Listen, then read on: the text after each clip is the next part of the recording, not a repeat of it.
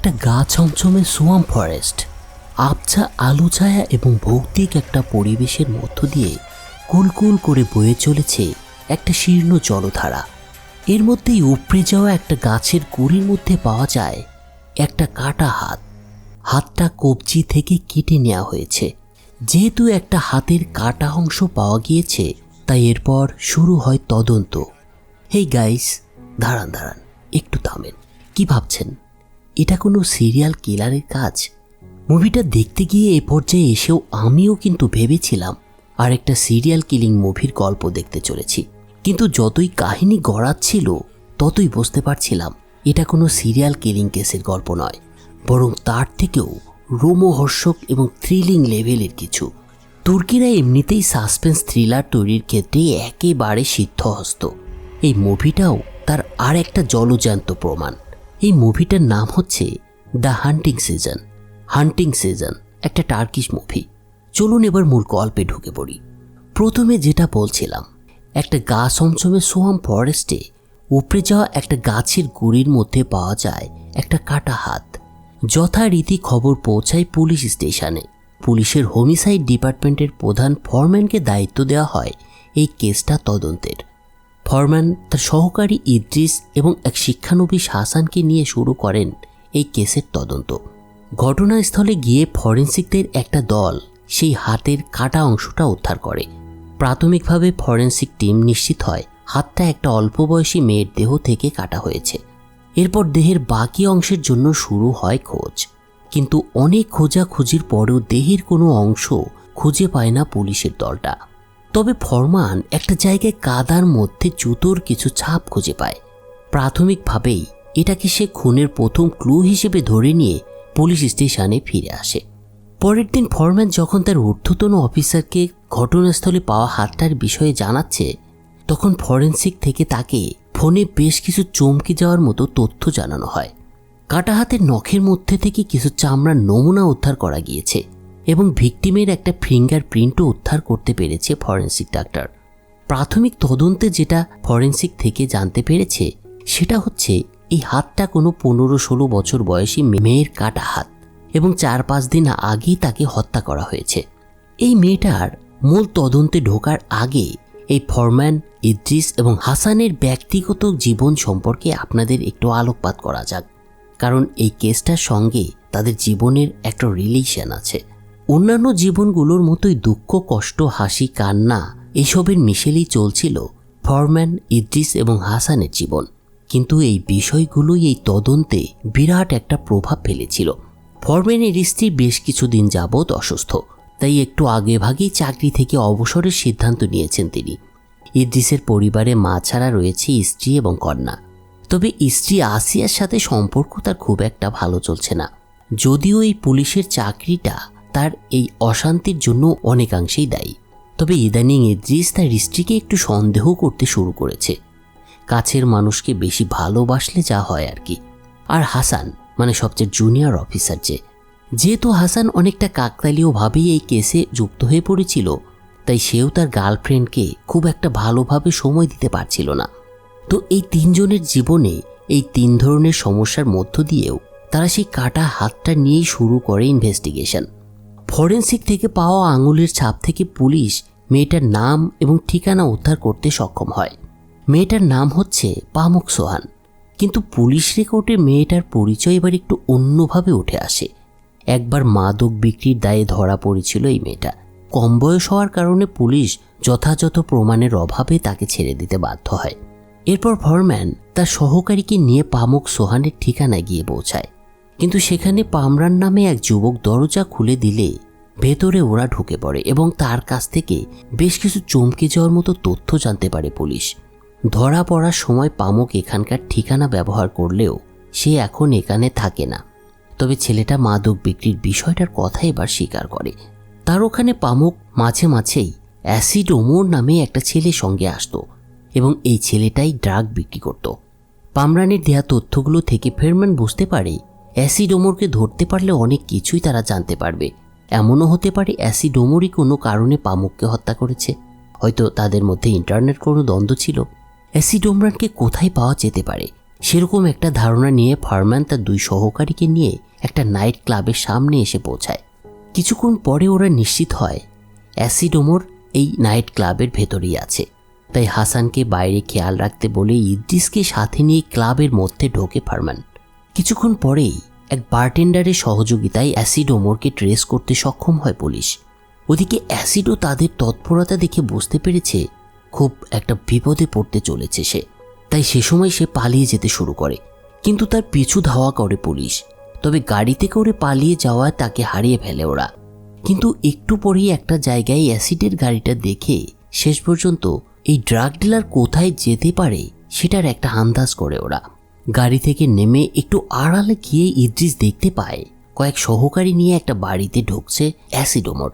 ফারম্যান এ সময় একটা ব্যাকআপ টিমকে কল করলেও ইদ্রিস তাদের আসার অপেক্ষা না করেই সেই বাড়িতে ঢুকে পড়ে। কিন্তু ভেতরে ঢোকার সাথে সাথে শুরু হয় গুলি। বেশ কিছুক্ষণ গুলির লড়াই চলার পরে একসময় পুলিশ পাকড়াও করতে সক্ষম হয় অ্যাসিড ওমরকে। এরপরে পুলিশ স্টেশনে নিয়ে যাওয়া হয় তাকে। সেখানে যখন তার জিজ্ঞাসাবাদ করা হয় তখন সে জানায় এই পামুক সোহানকে অনেক ভালোবাসত সে। যেহেতু সে শহরের বিভিন্ন অলিতে গলিতে ড্রাগ বিক্রি করত, তাই এই পামুক সোহানও একসময় তার কাছ থেকে ড্রাগ কিনত এবং তাতে সে আসক্ত হয়ে পড়ে। আর এভাবেই এদের দুজনের মধ্যেই আস্তে আস্তে একটা সম্পর্ক গড়ে ওঠে। এ সময় অ্যাসিড ওমর পুলিশকে বারবার একটা কথাই বলতে থাকে, সে তাকে কোনোভাবেই খুন করেনি। নিজের ভালোবাসার মানুষকে কেন খুন করবে সে? অ্যাসিডকে আরও জিজ্ঞাসাবাদের পরে ফারম্যান বুঝতে পারে সে কিছু একটা লুকাচ্ছে তাদের থেকে। তাই এরা আবার তাকে সরাসরি হুমকি দিতে শুরু করে। কিন্তু কাজে আসতে পারে এমন কোনো কথাই পুলিশ অ্যাসিড ওমরের কাছ থেকে জানতে পারে না। এবার কিছুটা হতাশ হয়েই জিজ্ঞাসাবাদের রুম থেকে বেরিয়ে আসে ফারম্যান। কিন্তু আসার আগে তাকে 3 দিনের সময় দেয় সে। ফারম্যান তাকে বলে এই 3 দিনের মধ্যে সে যদি তার সিদ্ধান্ত পরিবর্তন না করে তবে তার বিরুদ্ধে মাদক বিক্রির মামলা রুজু করা হবে। অ্যাসিডের সাথে কথা বলা শেষ করে ফারম্যান ইদ্রিস এবং হাসানকে সাথে নিয়ে পামুকের বাড়িতে এসে হাজির হয়। বাড়িতে পামুক সোহানের মা বাবা ছাড়া 3 ভাই রয়েছে। পুলিশ পামুকের বাবা মার কাছ থেকে বেশ কিছু তথ্য জানতে পারে। পামুকের বাবা একজন মালি ছিল, কিন্তু মেয়েটার বিয়ের পরে সে কাজটা ছেড়ে দেয়। এখন পামুক তার স্বামীর বাড়িতেই থাকে। ভিকটিমের বাবার কথা শুনে ফারম্যান বুঝতে পারে এই বাবা এখনও তার মেয়ের মৃত্যুর খবর জানেই না। তাই সে এবার তার কাছে জানতে চায় পামুকের বিয়ে হয়েছিল কার সঙ্গে। এবার লোকটা চমকে যাওয়ার মতো একটা কথা বলে। সে পামুকের স্বামী হিসেবে যার নামটা উচ্চারণ করে তার পুরো তুরস্কে 80টিরও বেশি কোম্পানি রয়েছে এবং দেশের জিডিপিতে এই ধনকুবের প্রতি বছর 4 বিলিয়ন লিরা যোগ করে। বুঝতেই পারছেন এই শিল্পপতি এবং পামুকের স্বামীর নাম হচ্ছে বেতাল কোলাকজাদে। লোকটার কথা এবার ওদের বিশ্বাসই হতে চায় না। এরকম একটা ফকিরের বাড়ির মেয়ের বিয়ে হয়েছে নাকি দেশের তাবড় একটা ধনীর সঙ্গে, ভাবা যায় বিষয়টা। তাই বিষয়টা এবার একটু খোলাসা করতে বলে পামুকের বাবাকে। আর এবার পামুকের বাবা নতুন কিছু কথা বলতে শুরু করে। এই মিস্টার বেতালের বাড়িতে মালির কাজ করত সে। এছাড়া তার পরিবারের অন্যান্যরাও বিভিন্ন কাজ করত সেখানে। পামুক ছোট থাকতেই সেই বাড়িতেই বড় হয়েছে। মেয়ের বয়স যখন 16 বছরে পড়ল তখন মিস্টার বেতালের কাছ থেকে একদিন একটা চমকপ্রদ প্রস্তাব পায় পামুকের বাবা। এই ধনকুবের একটু বয়স হলেও সরাসরি সে তার মেয়ের বিয়ের প্রস্তাব দিয়ে বসে। প্রথমে তার অবিশ্বাস হলেও পামুক সুখী হবে ভেবে শেষ পর্যন্ত তার সাথে মেয়েকে বিয়ে দেওয়ার সিদ্ধান্ত নেয় সে। কিন্তু বিয়ের সময় পামুকের বয়সটা একটু বাড়িয়ে লিখেছিল বেতাল। তথ্যগুলো চমকে যাওয়ার মতো হলেও পামুকের বাড়ি থেকে বের হওয়ার সময় ফারম্যান তার মাকে বলে আপনার মেয়ে সম্ভবত মৃত। বড় বাড়িতে বিয়ে হলেও কোনোভাবে খুন হয়েছে সে। এই খবরটা এবার এই বাবা মায়ের উপরে একেবারে বজ্রাঘাত হয়। মেয়ের মৃত্যুর খবর শুনেই কান্নায় ভেঙে পড়েন মহিলা। কিন্তু কি সান্ত্বনা দেবে ওরা তাকে। এরপর তাদেরকে সে অবস্থায় রেখেই পুলিশ স্টেশনে ফিরে আসে ফারম্যান। এতক্ষণ পর্যন্ত তদন্তে যা পেয়েছে সেগুলো ব্রিফিং করে পুলিশ প্রধানকে। কিন্তু প্রধান যখন জানতে পারেন এই কেসের সাথে বেতাল কোলাকজাদের নাম উঠে এসেছে তখন ভীষণ চিন্তায় পড়ে যান পুলিশ প্রধান। কারণ মিস্টার বেতাল একজন ধনী ব্যবসায়ী নয় শুধু, তার সরকারের উচ্চ পর্যায়ের তাবড় নেতাদের সাথে খুব ভালো যোগাযোগ রয়েছে। তবে তদন্তের কথা চিন্তা করে তিনি ফারম্যানকে অনুমতি দেন বেতালকে জিজ্ঞাসাবাদ করার জন্য। এর পরের দৃশ্যে দেখা যায় একটা কনফারেন্সে ফারমান তার 2 সহকারীকে নিয়ে হাজির হয়েছে। এই কনফারেন্সটা মূলত মিস্টার বেতালের জন্য আয়োজন করা হয়েছে। কনফারেন্স শেষে ফারমান তার 2 চেলাকে নিয়ে মিস্টার বেতালের সঙ্গে দেখা করেন, কিন্তু লোকটাকে দেখে এবার চমকে যায় ওরা, কারণ মিস্টার বেতালকে ওরা আরও কম বয়সী মনে করেছিল, কিন্তু তারা জানতে পারে 65 বছরের বৃদ্ধ হচ্ছে মিস্টার বেতাল। কিন্তু ওরা এটা ভেবে পায় না কিভাবে মাত্র 16 বছরের একটা বাচ্চা মেয়েকে এই বুড়োটা বিয়ে করতে পারে। আর সেই চিন্তা থেকেই ফারমান বেতালকে জানায় তাদের আসার উদ্দেশ্য। সব শুনে মিস্টার বেতাল তার বাড়িতে পুলিশদের আমন্ত্রণ জানান। কিছুক্ষণ পরে মিস্টার বেতালের প্রাসাদ প্রমণ বাড়িতে এসে পৌঁছায় ওরা। অফিস রুমে বসে ফারমান বেতালের কাছে জানতে চায় পামুকের ব্যাপারে। তার কথার উত্তরে এবার কোনো রাগ ঠাক না করেই সে বলতে শুরু করে পামুক তার স্ত্রী ছিল, কিন্তু একটা বখাটে ছেলের সাথে মেয়েটা কোথাও যেন পালিয়ে গিয়েছে। এই পামুককে ভালোবেসে বিয়ে করেছিলেন বেতাল এবং তার প্রথম স্ত্রীকেও এ কারণে তিনি তালাক দিয়েছিলেন, কিন্তু বেইমানি করে পামুক। এরপর ফারমান পামুকের মৃত্যুর বিষয়টা তাকে জানালে প্রতিক্রিয়া হিসেবে বেতাল বলে, এটা হয়তো সেই মাতালটারই কাজ, আপনারা ধরুন তাকে। আপাতত এতটুকু তথ্য নিয়েই বেতালের বিশাল বাড়ি থেকে বেরিয়ে আসে ওরা। কিন্তু বাড়ি থেকে বেরিয়ে আসার সময় ইদ্রিস একটা রুমে অসুস্থ একটা মেয়েকে দেখে সেই রুমের মধ্যে এগিয়ে যায়, কিন্তু সে সময় ডাক্তার তাকে বাধা দিয়ে বলে ভেতরে প্রবেশ করা যাবে না, মেয়েটা একটা সংক্রামক রোগে আক্রান্ত। ডাক্তারের কাছে মেয়েটার বিষয়ে এবার দুঃখ প্রকাশ করে সে। তারপরে সেখান থেকে বেরিয়ে আসে। পুলিশ স্টেশনে ফিরে ফারমান তার ঊর্ধ্বতন অফিসারকে তার তদন্তের অগ্রগতির বিষয়ে একটা ব্রিফিং দেয়। পামুকের বাবা মা এবং ভাইদের বিভিন্নভাবে জিজ্ঞাসাবাদ করা হয়েছে। অ্যাসিডের সাথে মেশার কারণে পামুককে হত্যা করা হয়েছে কিনা সে ব্যাপারেও খোঁজ নিয়েছে ওরা, কিন্তু সত্যি বলতে কি তেমন কোনো ক্লুই পাওয়া যায়নি এখন পর্যন্ত। পামুকের খুনের জন্য এখন পর্যন্ত কোনো এভিডেন্স না পেলেও সার্বিক দিক বিবেচনায় মিস্টার বেতালকে সন্দেহ করছে ওরা। তো সে কেন এবং কি কারণে এটা করবে সে বিষয়ে পুলিশের কাছে কোনো প্রকার তথ্য উপাত্ত এখন পর্যন্ত নেই। অর্থাৎ এখনও প্রথমে যেখানেই ছিল সেখানেই রয়েছে পুলিশের তদন্তের অগ্রগতি। ব্রিফিং শেষ করে ফারমান এবং ইদ্রিস আবার অ্যাসিডকে জিজ্ঞাসাবাদ করতে তার সেলে ঢোকে। এখন এই অ্যাসিডই তাদের একমাত্র ভরসা এই কেসের কোনো একটা কুল কিনারা করার প্রাথমিক ধাপ হিসেবে। সে যদি তাদের কোনো সাহায্য করে তবে কেসটা সামনে এগিয়ে নেওয়া যাবে। তাই আবার শুরু হয় অ্যাসিডকে জিজ্ঞাসাবাদ। তবে এ সময় জিজ্ঞাসাবাদের নামে তাকে বিভিন্ন প্রকার হুমকি ধামকি দিতে শুরু করে ইদ্রিস। আর এতেই শেষ পর্যন্ত একসময় কাজ হয়। অ্যাসিড জানতো তাকে খুনের মামলায় জড়াতে পারবে না এই পুলিশ, কারণ সে তো খুন করেনি, মানে তার বক্তব্য অনুযায়ী। কিন্তু পুলিশের হাতে তার বিরুদ্ধে আর একটা অস্ত্র আছে, সেটা হচ্ছে তাকে যদি মাদক মামলায় এরা ফাঁসিয়েই দেয় তবে নিশ্চিত জেল থেকে ছাড়া পাওয়া তার জন্য অনেক মুশকিল হয়ে যাবে। তাই এবার সে এই বিষয়টা ভেবে ফারমান এবং ইদ্রিসের উদ্দেশ্যে বলে সে তাদের পামুকের বিষয়ে কিছু বলতে পারে, তবে তাকে এজন্য মেরে ফেলা হতে পারে। পুলিশ যদি তাকে দেশ ছাড়ার ব্যবস্থা করে দিতে পারে এবং এর একটা নিশ্চয়তাও তাকে দিতে পারে তবে সে পামুকের বিষয়ে বেশ কিছু তথ্য পুলিশকে জানাবে। অ্যাসিড ওমরের কথা এবার নড়ে চড়ে বসেন হোমিসাইড প্রধান। এবার তাকে ওরা আর একটা জায়গায় নিয়ে গিয়ে জবানবন্দি নিতে চায়। আর এই কারণে যখন তাকে বাইরে বের করা হয় তখন হঠাৎ একটা ভয়ঙ্কর ঘটনা ঘটে। কোথা থেকে একটা লোক দৌড়ে এসে অ্যাসিডের দিকে গুলি ছুটতে শুরু করে। খুব কাছ থেকে গুলি খাওয়ায় সাথে সাথে সেখানেই অ্যাসিডের মৃত্যু হয়। এত অল্প সময়ের মধ্যে বিষয়টা ঘটে যাওয়ায় পুলিশ এবার হতবাক হয়ে যায়। খুনিকে সাথে সাথে গ্রেপ্তার করা হলেও দেখা যায় এটা হচ্ছে ভিকটিম পামুক সোহানের ভাই। কিন্তু এই ভাই কেন করলো এই কাজটা সেটা যখন তার কাছে জানতে চাওয়া হয় তখন সে জানায় অ্যাসিড তার বোনের সাথে যেটা করেছে সে কারণে তাকে হত্যা করেছে সে। কিন্তু লোকটার কথায় অভিজ্ঞ ফরম্যান বুঝতে পারে একদমই মিথ্যে বলছে সে। তাই ফরম্যান তার কাছে পুনরায় জানতে চায় মিস্টার বেতাল তাকে খুন করতে পাঠিয়েছে কিনা। ফরম্যান জানতো পামুকের এই ভাই বেতালের বাড়িতে কাজ করত এবং সে কারণেই লোকটা হয়তো এর উপরে অ্যাসিডকে শেষ করে দেওয়ার দায়িত্ব দিয়েছিল। কিন্তু কোনোভাবেই তার কাছ থেকে এ ধরনের কোনো স্বীকারোক্তি আদায় করতে সম্ভব হয় না ওরা। পামুকের কেসের কোনো অগ্রগতি না হয় এবার একটু বিরক্ত হয়ে পড়েন ফরম্যান। সে আবারও মিস্টার বেতালের সাথে দেখা করার সিদ্ধান্ত নেন এবং পরের দিন তার সাথে দেখা করেন। কিন্তু এই ধনকুবের কোনো সাধারণ মানুষ ছিল না, একজন সাধারণ পুলিশ অফিসার কোনো সুনির্দিষ্ট এভিডেন্স ছাড়া তার কাছে বারবার আসায় বিরক্ত হচ্ছিলেন তিনি। তাই ফারমানকে এবার একটু কড়াভাবে লোকটা জানায় তার বিরুদ্ধে কোনো যথাযথ প্রমাণ না নিয়ে সে যেন তার সাথে আবার দেখা করার চেষ্টা না করে। মিস্টার বেতাল যতই ধনী হোক না কেন, এই ফরমান ছিলেন হোমিসাইড ডিপার্টমেন্টের প্রধান এবং খুব শীঘ্রই তিনি রিটায়ারমেন্টে যেতে চলেছেন। তার এই পুরো জীবনে তাবর অনেক ধনীদের একেবারে মাটিতে শুইয়ে দিয়েছেন তিনি। তাই স্বাভাবিকভাবেই এরকম একটা কথা মেনে নেওয়া বা হজম করা তার পক্ষে একেবারেই সম্ভব ছিল না।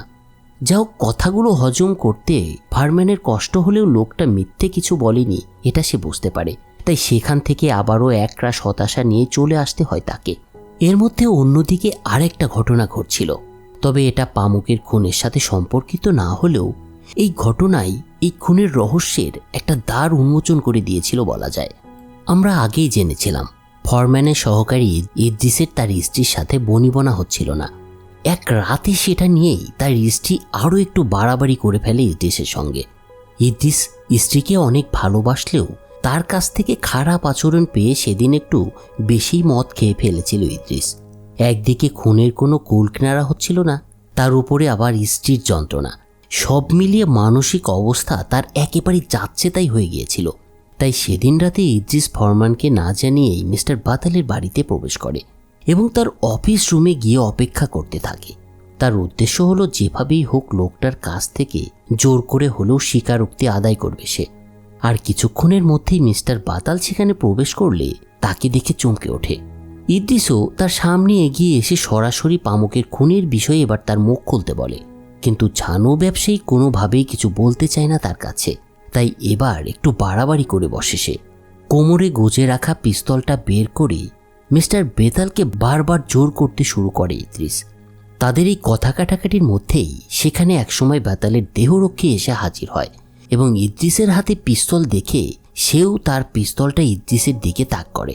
কিন্তু এ সময় দেহরক্ষী হঠাৎ করে গুলি করে বসে ইদ্রিসকে। গুলিটা সরাসরি ইদ্রিসের বুকে এসে লাগে। যেহেতু মারাত্মক ইনজুরি, তাই সাথে সাথে সেখানেই মারা যায় পুলিশ অফিসার ইদ্রিস। কিন্তু মারা যাওয়ার আগে হাত দিয়ে একটা বিশেষ ইশারা করে যায় সে। এখানে উপস্থিত দুজন সেটা বুঝতে না পারলেও এটার একটা বিশেষ অর্থ সে রেখে যেতে সক্ষম হয়। ইদ্রিস মারা যাওয়ার পরে যথারীতি পুলিশ এসে হাজির হয় মিস্টার বাতালের বাড়িতে। সবার জবানবন্দি এবং সিসি ক্যামেরার ফুটেজ বিশ্লেষণ করে পুলিশ দেখতে পায় মৃত্যুর জন্য মূলত ইদ্রিসই দায়ী। কারণ প্রথমত কাউকে না জানিয়ে সে বেতালকে অস্ত্রের মুখে জেরা করছিল, আর ঘর অন্ধকার থাকায় বেতালের দেহরক্ষী তার মালিককে বাঁচাতে ইদ্রিসকে আততায়ী ভেবে গুলি করে বসে। তাকেও কোনোভাবে এই হত্যার জন্য দায়ী করা যায় না। কিন্তু ইদ্রিসের এ ধরনের মৃত্যু ফরম্যান কিছুতেই মেনে নিতে পারছিল না, কারণ তার সাথে এতদিন একসাথে কাজ করে এসেছে। ছেলেটাকে নিজের ছেলের মতোই দেখত ফরম্যান। তাই অনেকটাই মানসিকভাবে ভেঙে পড়েন তিনি। তবে পামুকের কেসের এতদিনও কোনো কুল কিনারা না হয় শেষ পর্যন্ত কেসের দিকেই মন দিতে হয় তাকে। ইদ্রিসের দাফন শেষ করে হাসানকে সাথে নিয়ে আবার সে ইদ্রিসের হত্যাকাণ্ডের ফুটেজটা দেখতে শুরু করে। কিন্তু এবার মৃত্যুর সময় ইদ্রিসের সেই সিগন্যালটাই চোখ আটকে যায় ফারম্যানের। বারবার দেখে ফারম্যান বুঝতে পারে এই সিগন্যালটার ব্যবহার করা তার কাছ থেকে শিখেছিল ইদ্রিস, এবং এটা দিয়ে ফারম্যান নিজের দৃষ্টিভঙ্গি বদলানোর কথা বলতো। ফারম্যানের এই সিগন্যালটার অর্থ ছিল নিজের দৃষ্টিভঙ্গি বদলানো, এবং ইদ্রিসও তাকে ঠিক সেটাই বোঝাতে চাইছিল। মৃত্যুর সময় ইদ্রিস তাদের দৃষ্টিভঙ্গি বদলানোর বিষয়ে কিছু একটা তাদের বলতে চাইছিল, কিন্তু কি বলতে চাইছিল সে, এটা একটা $1 মিলিয়ন কোয়েশ্চেন। আর এসব নিয়ে ভাবতে ভাবতে ফারম্যানের মনে হতে থাকে তারা কোনো কিছু একটা মিস করে যাচ্ছে, যেটা ইদ্রিস বুঝতে পেরেছিল, কিন্তু সেটা কি ওরা এখনও ধরতে পারেনি। সবকিছু এবার যেন ফরম্যানের মধ্যে গুলিয়ে যেতে শুরু করে। এরপর সে সিদ্ধান্ত নেয় আবার সে পামুকের মা বাবার সাথে দেখা করবে, তাদের সাথে পামুকের বিষয়ে কথা বলবে। যদিও তারা আগেই তাদের সব কিছু বলে দিয়েছে, কিন্তু এবারের জেরাতে যদি কিছু একটা জানা যায়। মূলত এরকমই একটা দোলাচলে থাকা চিন্তা ভাবনার মধ্য থেকেই হাসানকে সাথে নিয়ে ফারম্যান আবার তাদের সঙ্গে দেখা করে। একই ধরনের কথা এবারও তাদের শুনতে হয়। তবে পামুক সোহানের মায়ের একটা কথায় এবার একটু খটকা লাগে ফরম্যানের। মহিলা জানায় তাদের বাড়ির সকলের মতো পামুকও বেশ ভীতু প্রকৃতির ছিল। সাধারণ কোনো কারণেও ভীষণ ভয় পেত মেয়েটা। তবে পামুক বেশি ভয় পেয়েছিল সেদিন যেদিন তার রক্ত পরীক্ষার জন্য নেওয়া হয়েছিল। পামুকের মায়ের মুখে রক্ত দেওয়ার কথা শুনেই ফারম্যানের মাথাতেও রক্ত উঠে যায়। ফারম্যান এবার জানতে চায় কিসের রক্ত দিতে হয়েছিল তাকে। পুলিশের কথার জবাবে পামুকের বাবা এবার জানায় বাতালের মেয়ে অসুস্থ, বাড়িতে চিকিৎসা করা হয় তাকে। একদিন সেই বাড়ির সকলের মতো পামুকেরও রক্ত পরীক্ষা করার জন্য নেওয়া হয়েছিল। তবে কী কারণে তার রক্ত নেওয়া হয়েছিল বা সেটা পরীক্ষা করা হয়েছিল সেটা সেই ডাক্তারই ভালো বলতে পারবে, ওরা এ ব্যাপারে কিছু জানে না। এই তথ্যটা খুব দারুণ কাজে দেয় ওদের। সাথে সাথে এবার ওরা মিস্টার বাতালের বাড়িতে গিয়ে হাজির হয় এবং সেখানকার ডাক্তারের সাথে দেখা করে এবং তার কাছ থেকে জানতে চায় পামুকের কাছ থেকে রক্ত নেওয়ার কারণ। কিন্তু ডাক্তার এবার ওদের হতাশাজনক একটা উত্তর দেয়। সে জানায় এটা সে বলতে পারবে না, কারণ যে সময় রক্তটা নেওয়া হয়েছিল তখন অন্য একজন ডাক্তার এখানকার ডিউটিতে ছিল। ফারম্যান এই কথার প্রেক্ষিতে জানতে চায় সে আগের ডাক্তার কোথায় থাকেন, তার ঠিকানা সে দিতে পারবে কিনা। বর্তমান ডাক্তার ওদের ঠিকানা দিলে এরপরে হাসানকে সাথে নিয়ে একটা বাড়িতে গিয়ে হাজির হয়। বাসার মধ্যে ঢুকে ফারমান এবং হাসান দেখতে পায় একটা সোফার উপরে অদ্ভুত দৃষ্টি নিয়ে বসে আছে এক লোক। লোকটাকে দেখেই বোঝা যাচ্ছে বেশ বিভ্রান্ত এবং ইনি হচ্ছেন আগের ডাক্তার। তার কাছে এগিয়ে গিয়ে ফারমান জানায় তারা পুলিশ। এবার লোকটা অদ্ভুতভাবে তাদের বলে তারা যা খুঁজছে সেটা পাশের কম্পিউটারে আছে। এই বলে হঠাৎ বালিশের নিচে লুকিয়ে রাখা একটা পিস্তল দিয়ে নিজের মুখের মধ্যে গুলি করে বসে সে। বলাই বাহুল্য গুলি খেয়েই সেখানেই মৃত্যু হয় ডাক্তারের। ডাক্তার এটা কি করলেন, এরকম একটা ভয়ানক দৃশ্য দেখে এবার ভীষণ চমকে যায় হাসান, কারণ এই প্রথম সে এরকম একটা ঘটনার সাক্ষী হলো। নতুন অবস্থায় ছেলেটার উপরে অনেক বেশি ধকল যাচ্ছে এটা ফারম্যানও বুঝতে পেরেছেন, কিন্তু তাকে এবার অবিচল দেখা যায়, কারণ এসব দেখার অভিজ্ঞতা তার অনেক আগে থেকেই হয়েছে। তাই হাসানকে ধাতস্থ হতে বলে ফারম্যান কম্পিউটার ওপেন করতে বলে তাকে এবং তারপরে ডাক্তারের হাত পরীক্ষা করে সে। ফারমান দেখতে পায় একটা হাতের উপরে আঁচড়ের কিছু দাগ রয়েছে। এতেই হোমিসাইড ডিপার্টমেন্ট বস বুঝতে পারেন হয়তো এর হাতেই খুন হয়েছিল পামুক, আর তাকে হত্যা করার সময় মেয়েটা ডাক্তারকে খামচি দিয়েছিল। আর তাতেই এই ডাক্তারের একটা চামড়ার টুকরো পামুকের হাতের নখের মধ্যে ঢুকে যায়, যেটা ফরেন্সিক থেকে খুঁজে পাওয়া গিয়েছিল পরবর্তীতে। ওদিকে কম্পিউটারে কিছু ডাটা খুঁজে পায় হাসান, যেখানে মিস্টার বেতালের মেয়ের ব্লাড স্যাম্পলের সাথে অন্যদের ব্লাড গ্রুপ মেলে কিনা সেটার কিছু রেজাল্ট দেখতে পায় ওরা। শেষ পর্যন্ত দেখা যায় পামুকের ব্লাড গ্রুপের সাথে বাতালের মেয়ের গ্রুপটাও মিলে গিয়েছিল। তথ্যগুলো নিয়ে এবার অফিসে ফিরে আসে ফারম্যান। তার কাছে এখন 2 এ 2 4 মিলে গিয়েছে। এই পুরো বিষয়টা এখন একেবারে ক্লিয়ার ফারম্যান। সে বুঝতে পারে কেন পামুককে হত্যা করা হয়েছিল, কিন্তু এখনও একটা বিষয়ে সে ক্লিয়ার না, আর সেটা হচ্ছে পামুককে খুনটা করেছিল কে। মাথায় এ ধরনের প্রশ্ন নিয়ে ফারম্যান এবং হাসান এবার মিস্টার বাতালের বাড়িতে গিয়ে হাজির হয় এবং সরাসরি অসুস্থ মেয়ের রুমের দরজায় গিয়ে পৌঁছায়। তাদের দেখে এবার বাতালের প্রথম স্ত্রী মানে অসুস্থ মেয়েটার মা তাদের দিকে এগিয়ে আসে। ফারম্যান এবার সরাসরি তার কাছে জানতে চায় মেয়েটা কী রোগে ভুগছে। মহিলা তাদের উত্তর দেয় তার মেয়ের 2টো কিডনি নষ্ট হয়ে গিয়েছে, কিন্তু একাধিকবার তার কিডনি প্রতিস্থাপন করা হলেও কোনো কাজেই আসেনি সেগুলো। ইভেন মিস্টার বাতাল এবং সেও মেয়েকে তাদের একটা করে কিডনি দিয়েছিল, কিন্তু তার দেহের সাথে সেগুলো ম্যাচ করেনি। কথাগুলো শোনার পরে মেয়েটার প্রতি সমবেদনা জানিয়ে বাতাল কোথায় রয়েছে সেটা জেনে তার বাড়ি থেকে বের হয়ে আসে ওরা। এরপর পাশের একটা জঙ্গলের কটেজের কাছে এসে পৌঁছায় দুজন। এখানেই বাতাল শিকারের জন্য এসেছেন। এবার মিস্টার বাতালও তাদের দূর থেকে দেখতে পায়, আর তারপর সে একটা জায়গায় গিয়ে বসে। কিছুক্ষণের মধ্যেই দেখা হয় ফারমান এবং মিস্টার বাতালের। কোনো রাগঢাক না করেই ফারমান এবার বলতে শুরু করে বাতালের মেয়ের কিডনি নষ্ট হয়ে যায় সে বাইরে চেষ্টা করে যখন ব্যর্থ হলো, তখন সে তার বাড়ির কারো কিডনির সাথে মেয়ের কিডনি ম্যাচ করে কিনা সেটা দেখার জন্য ডাক্তারের মাধ্যমে সকলের রক্ত পরীক্ষা করানো হয় এবং একমাত্র পামুকের সাথেই তার মেয়ের ব্লাড স্যাম্পল মিলে যায়।